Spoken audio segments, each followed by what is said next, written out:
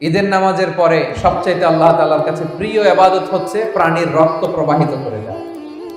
এবং বিষ্ণু ইসা ইসলাম বলেছেন কিয়ামতের দিন এই প্রাণী তার শিং, তার চামড়া, তার পশম নিয়ে বিশাল সওয়াবের পাহাড় হয়ে দাঁড়াবে। আল্লাহু আকবার।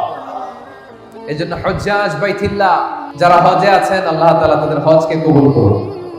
আমরা যারা কুরবানি করছি, আল্লাহ তাআলা আমাদের কুরবানিকে কবুল করুন। এই কুরবানি এটা হতে হবে হালাল উপার্জন থেকে। ইন্নামা ইয়াতাকাব্বালুল্লাহু মিনাল মুত্তাকিন, তিনি শুধু মুত্তাকিদের পক্ষ থেকে কবুল করেন, হালাল থেকে তিনি কবুল করেন। হারাম দিয়ে বিশাল 5 লক্ষ টাকা দিয়ে আপনি হাটের সবচাইতে বড় গরুটা কুরবানি করেছেন, ওই কুরবানি কশিনকাল আল্লাহ তাআলার দরবারে কবুল হবে। আর সামান্য কিছু অর্থের মালিক আপনি, একা একটা কুরবানি দেওয়ার সক্ষমতা নাই, হায়রে 7 জন মিলে ভাগে কুরবানি দিবেন, ওইটা আল্লাহর আরশে আগে কবুল হয়ে যাবে। এজন্য আমরা সবসময় হালালের সাথে থাকবো। কিসের সাথে? হালালের সাথে। হারামের সাথে আমাদের কোনো সম্পর্ক নাই। হালাল থেকে অল্প দান করলো এটাকে কবুল করে কে?